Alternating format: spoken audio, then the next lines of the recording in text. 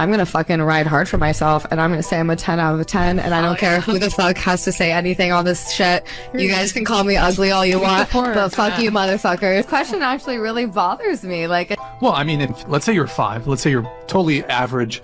You're not particularly remarkable in any regard, and you think you're a 10.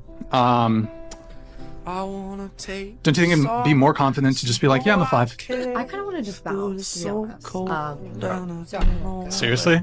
Yeah, because we're you're that triggered over this conversation? It's I didn't do enough research on the podcast. Because we're talking about rating. Talk about people's attractiveness.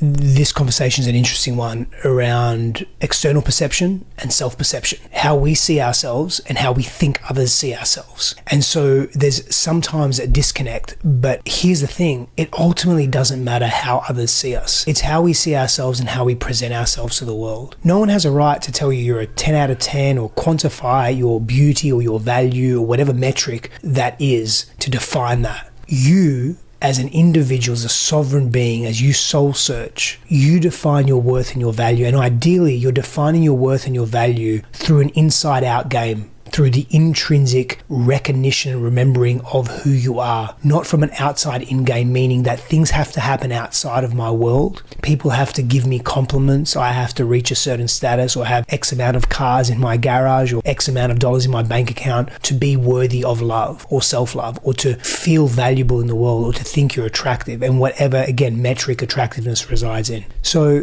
I think for me, we're really losing ourselves as a society here and we're really disconnecting from what matters. And when we do this, we create chasms and distance in relationship and intimacy. And instead of coming together, instead of actually expressing the best versions of ourselves, we compensate. We come from triggered places. We live in compensation and pain, and that ain't serving anyone.